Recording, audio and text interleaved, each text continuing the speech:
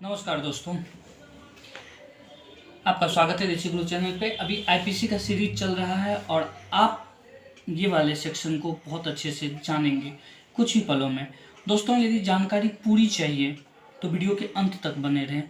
थोड़ी सी देखने वाले, स्किप करके देखने वाले से निवेदन है कि वीडियो से आउट हो जाए। धन्यवाद। चलते हैं स्लाइड मोड पे। दोस्तों, बात करेंगे section 29 document. The word document denote any matters expressed or described upon any substance by means of letter, figure, or marks, or by more than one of those means intended to be used or which may be used as evidence of that matter। ये section इतना important है जिसके ऊपर पूरी न्यायपालिका चलती है। कोई भी एलिमेंट, कोई भी पेपर, कोई भी सिंबल डॉक्यूमेंट कैसे बन सकता है। यहाँ डॉक्यूमेंट का मतलब है कि वैसा डॉक्यूमेंट जो न्यायपालिका को एक्सेप्टेबल हो। ऐसे क्या है जिसको डॉक्यूमेंट को कह सकते हैं। तो दोस्तों, ये सेक्शन बताती है किसी भी पदार्थ पर यदि कोई अक्षर, सिंबल, अंक अंकित हो जिसे एक साक्ष्य के रूप में, एक सबूत के रूप में ग्रहण किया जा सके, ये सर्वमान्य हो, तो वो डॉक्यूमेंट कहलाता है सरकार के नज़र से। अब ये डॉक्यूमेंट क्या क्या हो सकता है।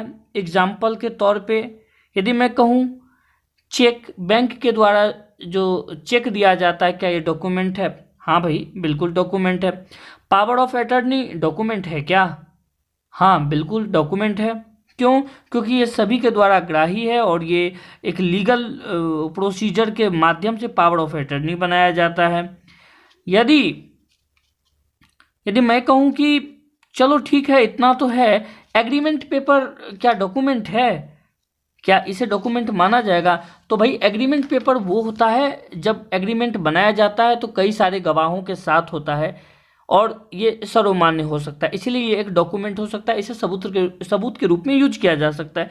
इतना ही नहीं, जहां 5 व्यक्ति के बीच करार का कोई भी लिखित हो, करार मतलब कोई भी लेटर हो या कोई पंचनामा टाइप का हो, लिखित हो, या फिर 2 ही व्यक्ति क्यों ना हो और उस पे सबूत के तौर में 2 या 2 से 4 या 6, 8, कम से कम 2 व्यक्ति भी हो जिसने हस्ताक्षर किया हो, तो वो पेपर डॉक्यूमेंट बन जाएगा, वो दस्तावेज बन जाएगा और वो सबूत के रूप में आने वाले समय में कार्य होगा। दोस्तों, ये सेक्शन 29 पे पूरी तरह से सिविल केस निर्धारित करती है। सिविल की जितने प्रोसीजर हैं ये सारे सेक्शन 29 यानी डॉक्यूमेंट पे डिपेंड करते हैं।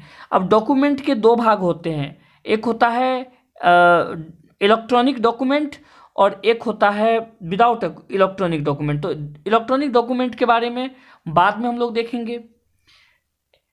एक होता है कर निर्धारण आदेश, जिसको बैंक के द्वारा दिया जाता है या फिर नॉर्मली लोग तैयार करता है, जिसे इंग्लिश में कहते हैं असेसमेंट ऑर्डर।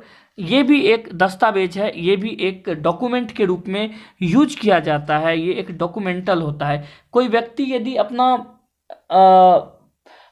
मरते समय कोई पेपर लिखवाता है कि भाई ये जो है जमीन मैंने फलाना बेटे को दिया है, तो भी ये डॉक्यूमेंट होगा। यानी डॉक्यूमेंट वो हर एक चीज जो कानून मानेगा तब जब वो डॉक्यूमेंट का सत्यापित हो, उसे सत्यापन किया गया हो, कई लोगों ने उसे सत्यापित किया गया हो, कई लोगों के द्वारा उसे सत्यापित किया गया हो और जो वास्तविक रूप से ग्राही होती है वो डॉक्यूमेंट की श्रेणी में आ सकती है। तो दोस्तों, यदि आपने अभी तक मेरी वीडियो देखी है तो प्लीज़ बने रहें। और मैं ये नहीं कहूँगा कि आप मेरे चैनल को लाइक सब्सक्राइब करें, बिल्कुल नहीं कहूँगा।